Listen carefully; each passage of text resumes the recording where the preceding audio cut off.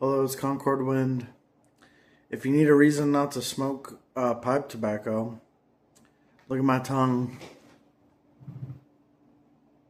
See those spikes?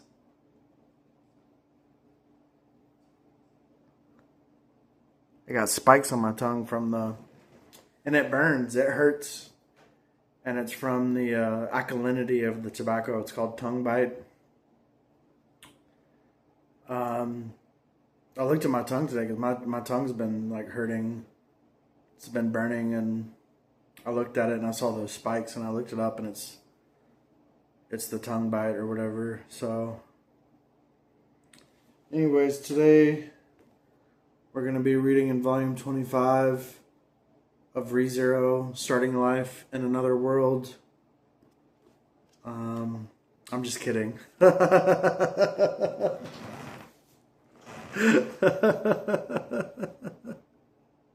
Why would we read on that? I mean, I read it on my own time, privately. But I'm not going to read it on this channel. There's no point. I don't even think anybody who watches my videos, and like, nobody really watches my videos. I have to promote videos to get views. But I read something in God's words before I started this video that was very interesting, especially as a smoker. The words are very interesting. Now, I just want to preface by saying that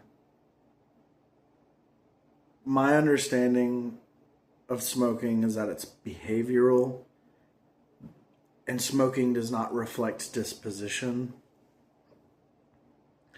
That's my understanding. But God is unfathomable, and we never know what He's going to say next.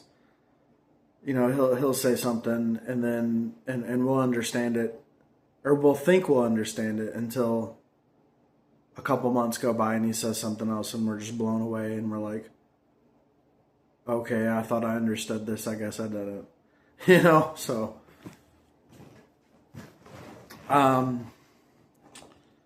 God says, sometimes when in abnormal conditions, you lose the presence of God and become unable to feel God when you pray.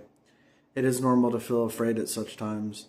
You should immediately start searching. If you do not, God will be apart from you, and you will be without the presence of the Holy Spirit, and moreover, the work of the Holy Spirit, for a day, 2 days, even a month or 2 months. In these situations, you become so incredibly numb and are once more taken captive by Satan, to the point where you are capable of committing all manner of act. You covet wealth, deceive your brothers and sisters, watch movies and videos, play mahjong, and even smoke and drink without discipline. Your heart has strayed far from God. You have secretly gone your own way, and you have arbitrarily passed judgment on God's work. In some cases, people sink so low that they feel no shame or embarrassment in committing sins of a sexual nature. This kind of person has been forsaken by the Holy Spirit. In fact, the work of the Holy Spirit has long been absent in such a person. One can only see them sink ever deeper into corruption as the hands of evil stretch out ever further. In the end, they deny the existence of this way and are taken captive by Satan as they sin. It's like, wow, that is a lot just from like watching videos and smoking. But God says we can watch entertainment. So like these words sound really harsh and one-sided, but you have to understand the context that in either previous passages or future passages, I'm not sure which came first. But in either previous passages or future passages of God's words, God says that we can view entertainment, and that a life without entertainment would be as boring as like kitchen sink water or something like that. Can't remember exactly the analogy or metaphor or whatever it's called, whatever he used. But and then God has also talked about that smoking is a behavior, and it's not related to disposition. I mean, I've been smoking for years. I try to quit and I always come back to it, but my disposition has changed. I have a normal relationship with God. I do not pass judgment on the work of God. Those words don't apply to me. I'm able to smoke and watch videos, maybe because my disposition has already changed and I practice the truth. Maybe the Holy Spirit has forsaken me because I don't really feel God's presence when I pray. So those words do apply to me in that sense, but at the same time, I might not need the work of the Holy Spirit because I'm able to practice the truth. I must have had enough of the work of the Holy Spirit in the past, because God has talked about the work of the Holy Spirit is auxiliary. It's like when children are learning to walk, their parents will help them learn how to walk, like they'll help them walk and stuff. But once they get old enough and they're able to walk on their own, they don't need their parents' help anymore. And it's the same with the work of the Holy Spirit. Is the work of the Holy Spirit is there for people who are ignorant, people who are corrupted.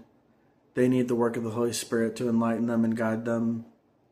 But when you reach a point where you're able to practice the truth on your own without the guidance of the Holy Spirit, the Holy Spirit's work isn't necessary on that person, and I think that's the case with me. So I've got my flaws. I smoke and I watch videos and stuff, but I'm able to practice the truth, and I'm dedicated and loyal and committed to God. So anyways, so today we're going to be reading in ReZero, volume 25.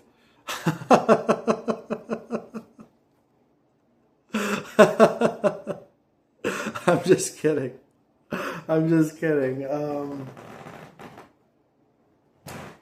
But I will show you guys, because you're probably wondering what's going on here on the front. Because they look like kids. These are the 3 siblings of gluttony. They're the archbishops of gluttony. They eat people's names, and they eat people's memories, and they're very evil people. Anyways. Yeah, so I guess I'm done with this video. Should I upload this? Is this even a video? Yeah, I guess I'll probably upload it. Alright. Thank you so much for watching. God bless and goodbye.